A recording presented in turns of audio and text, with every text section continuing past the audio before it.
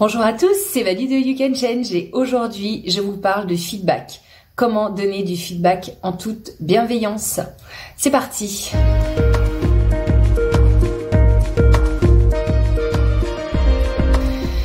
Oui, aujourd'hui, ça me semblait un petit peu intéressant de vous partager un outil que j'utilise beaucoup, qui m'a été transmis il y a quelques années et que je trouve très intéressant et très efficace quand on a besoin de donner du retour à quelqu'un. Donc, ça peut être en tant que manager, donner du retour à son équipe ou nous donner du retour en tant que coach, thérapeute à quelqu'un sur quelque chose qu'il a fourni, un travail. Ça peut être en tant que parent, à ses enfants. C'est important cette petite technique parce que ça permet vraiment de garder un cadre très positif tout en donnant un retour qui soit honnête et authentique, et donc s'il y a des choses à revoir, c'est important aussi de les communiquer.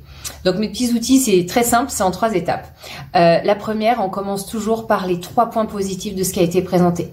Donc admettons votre enfant vous propose son devoir. Et vous voyez qu'il y a plein de fautes, parce que votre mental, il va se focaliser sur les fautes, il va pas se focaliser sur tout ce qui est bien, il va regarder où sont les fautes. Ça c'est faux, ça c'est faux, ça c'est faux. Ok? Donc ici, ce qu'on va faire, c'est qu'on reprogramme ça et on se focalise sur le positif.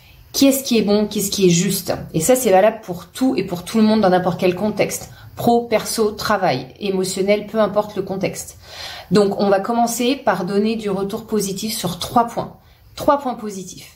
Ça, c'est très bien. Ça, je vois que t'as mis la forme dans ça. Là, t'as mis des couleurs. On sent ta créativité, etc., etc. Donc là, on énumère des choses positives.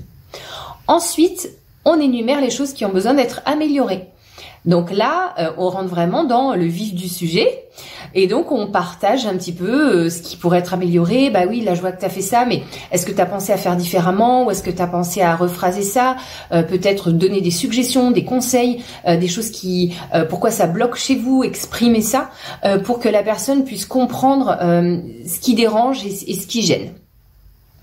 Et pour terminer, dernière étape, on finit toujours par la chose la plus positive qui ressort de ce travail ou de ces devoirs ou de cette présentation. Par contre, ce que j'ai adoré, c'est la présentation que tu as faite, les couleurs que tu as utilisées, la simplicité, c'est clair et ça, c'est ce que j'ai préféré de ta présentation. Et là, on finit par une touche positive.